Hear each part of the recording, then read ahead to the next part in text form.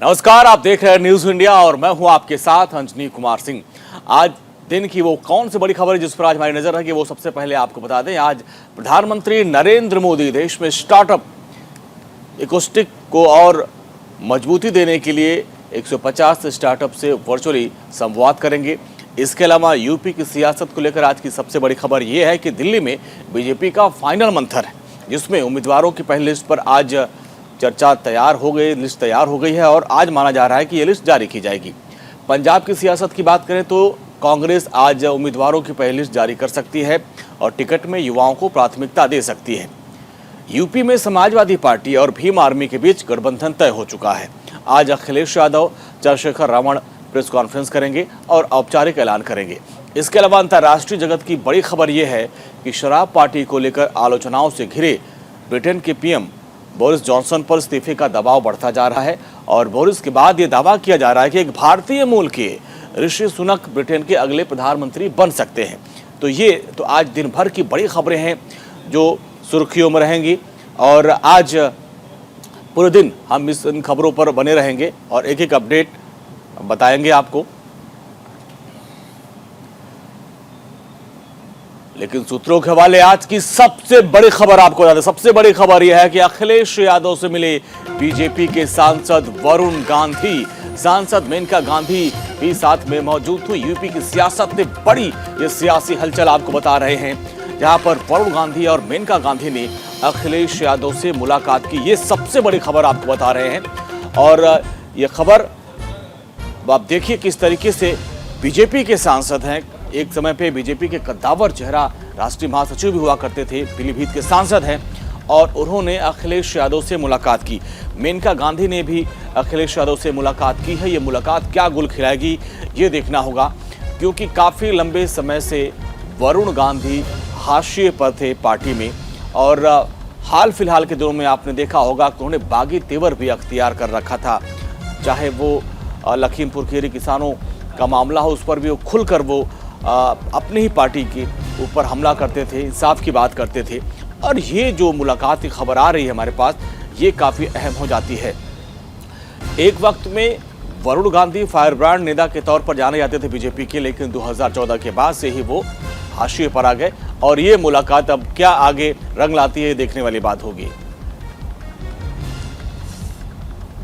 और यूपी चुनाव को लेकर इस वक्त बड़ी खबर आपको बता दें, दिल्ली में बीजेपी का महामंथन जारी है और आज ये उम्मीद की जा रही है कि उम्मीदवारों की पहली लिस्ट जारी की जाएगी और फर्स्ट और सेकंड फेज के उम्मीदवारों पर हुआ है मंथन।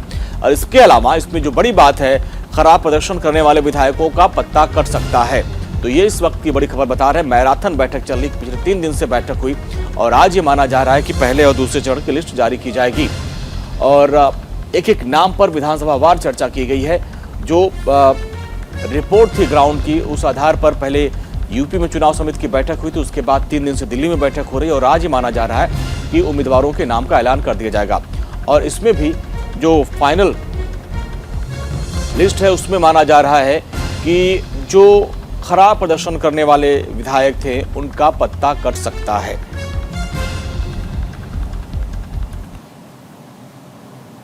और यूपी की सियासत से एक और बड़ी खबर बताएं, समाजवादी पार्टी और भीम आर्मी के बीच गठबंधन तय हो चुका है लगभग।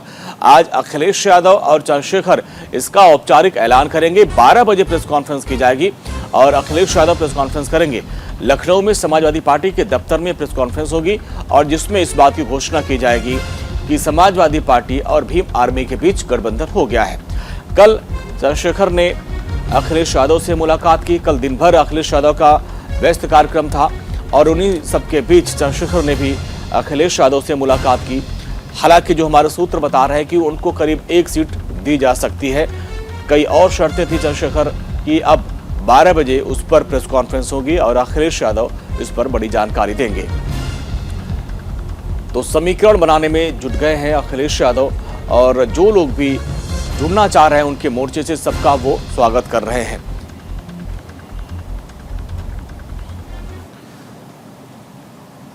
और यूपी की सियासत से आज की एक और बड़ी खबर है, बीएसपी सुप्रीमो मायावती की आज प्रेस कॉन्फ्रेंस होगी। करीब 11 बजे वो पीसी करेंगी अपने दफ्तर में और यूपी चुनाव को लेकर बड़ी घोषणा कर सकती हैं।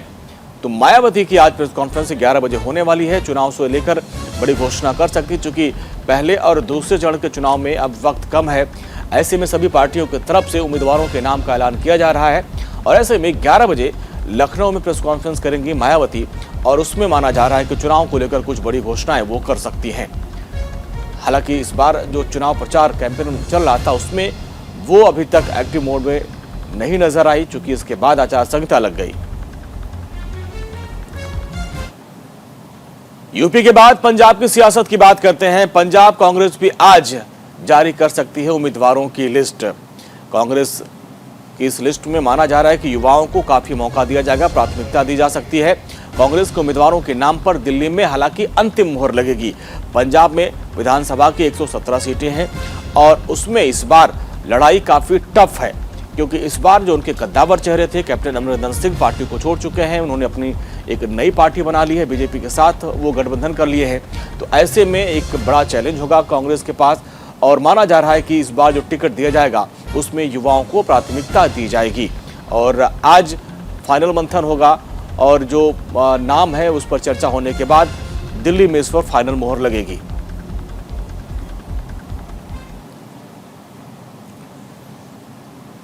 तो 5 राज्यों में विधानसभा चुनाव है और उत्तराखंड की बात करें तो उत्तराखंड से भी बड़ी खबर है कि उत्तराखंड बीजेपी की कोर कमेटी की आज बड़ी बैठक होने वाली है और जिसमें प्रत्याशियों के नाम पर मंथन होगा।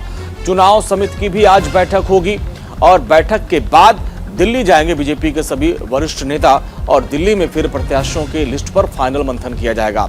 चूंकि अभी दिल्ली में यूपी के जो उम्मीदवार हैं उनको लेकर मंथन हुआ और अब चूंकि अब उत्तराखंड में भी चुनाव है तो उत्तराखंड में ये बड़ी बैठक होने वाली है। इसके बाद चुनाव समिति की बैठक होगी।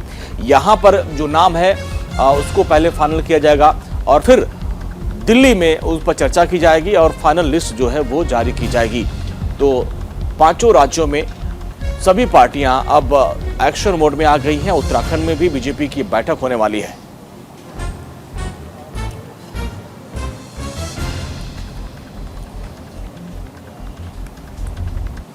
तो उत्तराखंड के बाद गोवा की बात करते हैं। गोवा में भी चुनावी घमासान मचा हुआ है। दिल्ली के मुख्यमंत्री अरविंद केजरीवाल 2 दिवसीय गोवा दौरे पर रहेंगे। इसके अलावा डोर टू डोर कैंपेन की वो शुरुआत करेंगे, उसमें शामिल होंगे। केजरीवाल विधानसभा चुनाव को लेकर आपकी तैयारियां तेज हो गई है। इसके पहले भी वो गोवा में गए थे, तमाम बड़े वादे करके आए थे। अब वो फिर गोवा जाएंगे और डोर टू डोर जो कैंपेन है उसमें वो शामिल होंगे।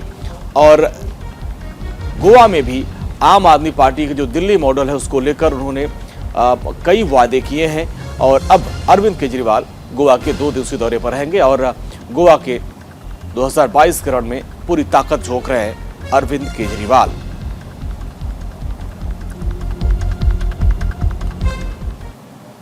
चलिए लखनऊ से बड़ी खबर आ रही है। यूपी चुनाव से पहले आचार संहिता का उल्लंघन किया गया है।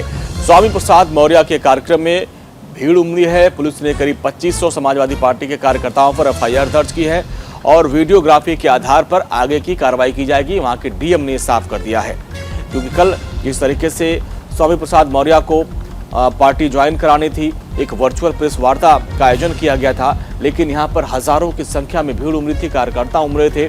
और आप देखिए यहाँ पर जो आचार संहिता थी, जो कोरोना गाइडलाइंस था, जो चुनाव आयोग की तरफ से जारी किया गया था कि कोई भी रोड शो, कोई भी रैली नहीं होगी, लेकिन उसकी धज्जियां यहाँ उड़ाई गई। एफआईआर दर्ज कराई गई है और यही निर्देशित दिया गया है पुलिस के अधिकारियों को कि इसमें जो नियम कानून है उसके अंतर्गत निष्पक्ष विवेचना करते हुए नियम कानून के अंतर्गत पूरी कार्रवाई की जाए। और मैं एक बार पुनः आपके माध्यम से सभी से अपील करता हूं कि कोविड-19 के नियमों का पालन और आदर्श आचार संहिता भी वर्तमान में प्रभावी है। इसमें जो आदर्श आचार संहिता के जो स्पष्ट नियम है और माननीय आयोग का निर्देश है, इसका पालन करना हम सभी का कर्तव्य है। तो यूपी में चुनाव से पहले सभी तरह के बड़े कार्यक्रमों पर चुनाव आयोग ने रोक लगा दी थी। हालांकि इसके बावजूद भी कोरोना गाइडलाइंस का उल्लंघन करते हुए कई राजनीतिक पार्टियां बेधड़क कार्यक्रमों को दे रहे हैं और इसके जरिए कोरोना की तीसरी लहर को दावत भी दे रहे हैं। चंद घंटों के बाद चुनाव आयोग को चुनाव रैलियों पर बड़ा फैसला देना है, यानी आज उनको देना है। इसके पहले समाजवादी पार्टी के कार्यक्रम में भारी भीड़ जुटी और एक नई राजनीति को दम दे दिया है। देखिए हमारी इस रिपोर्ट को।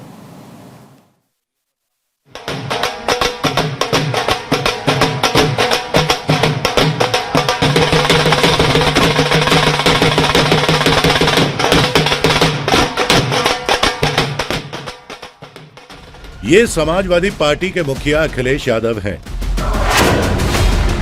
इनके चेहरे से मास्क नदारत है। ये नए नए समाजवादी हुए स्वामी प्रसाद मौर्य हैं। इनके चेहरे से भी मास्क गायब है।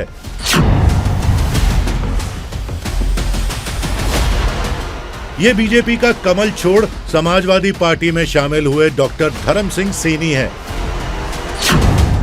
डॉक्टर हैं, इसके बावजूद भी मास्क नहीं पहना। मंच पर मौजूद एक एक नेता को ध्यान से देखिए, शायद किसी के चेहरे पर मास्क नजर आए। 5 राज्यों में विधानसभा चुनावों के ऐलान के साथ ही चुनाव आयोग ने साफ कर दिया था कि किसी भी रैली और रोड शो का आयोजन नहीं होगा। साइकिल, बाइक और पदयात्रा पर भी रोक रहेगी। चुनाव आयोग के सियासी दलों को साफ निर्देश है कि वो ज्यादा से ज्यादा वर्चुअल रैली या डिजिटल रैली पर जोर दें। मगर इन सियासी सूरमाओं के कानों में जूं तक नहीं रेंगती।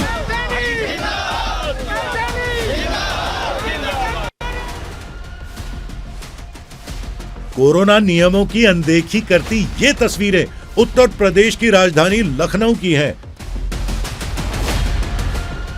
यहां समाजवादी पार्टी के मुखिया अपने दल बल के साथ नजर आए। अध्यक्ष जी द्वारा स्वामी प्रसाद मौर्य जी उनके सभी साथियों का सम्मान पगड़ी पहनाकर मौका था स्वामी प्रसाद मौर्य का समाजवादी पार्टी में शामिल होने का। नए नेताओं के स्वागत में अखिलेश बाबू इतने मशगूल हो गए कि उन्होंने चुनाव आयोग के नियमों का जिक्र तो किया, लेकिन कोविड प्रोटोकॉल का पालन करते नहीं दिखे। अध्यक्ष जी द्वारा स्वामी प्रसाद मौर्य जी उनके सभी साथियों का सम्मान किया जा रहा है जोरदार तालियों के साथ। कोरोना की दूसरी लहर ने तो तबाही मचाई थी, इसके जख्म अभी तक सूखे नहीं हैं। बावजूद इसके हैरानी होती है कि इन तस्वीरों को देखकर ये वही नेता हैं जो आपको बेहतर स्वास्थ्य सेवाएं देने का दम्भ बरते हैं। ये वही नेता हैं जो आपके शहरों में अच्छे अस्पताल होने का चुनावी लॉलीपॉप थमाते हैं। अध्यक्ष जी द्वारा स्वामी प्रसाद मौर्य जी उनके सभी साथियों का सम्मान पगड़ी पहनाकर। मगर चुनावी हलचल ने इन नेताओं की नैतिक सोच को भी सीमित कर दिया है। सतही सोच के साथ चुनावी सभाओं को संबोधित करते इन नेताओं ने सोशल डिस्टेंसिंग का ख्याल तो रखा ही नहीं। कार्यक्रम में मौजूद ज्यादातर समाजवादियों के चेहरे पर मास्क भी नजर नहीं आया।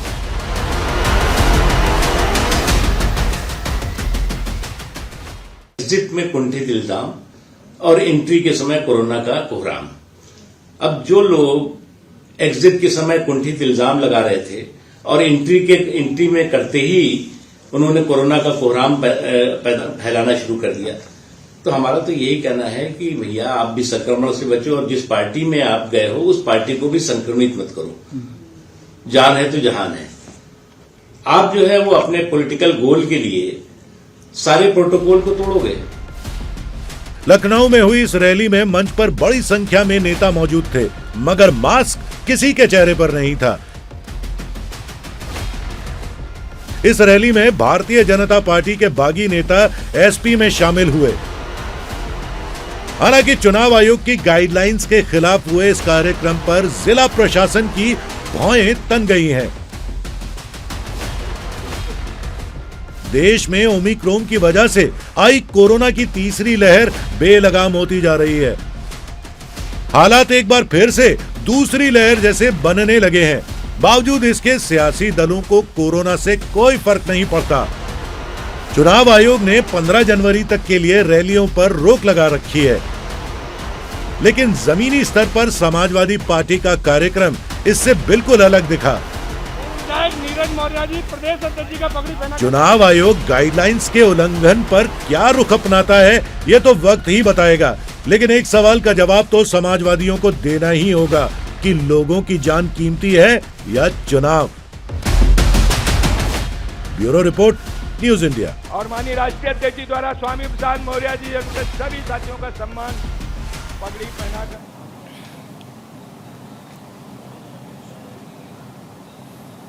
चलिए, एक बड़ी खबर आ रही है। न्यूज इंडिया की खबर का बड़ा असर हुआ है। लखनऊ में समाजवादी पार्टी की वर्चुअल भीड़ जुटाने पर एक्शन।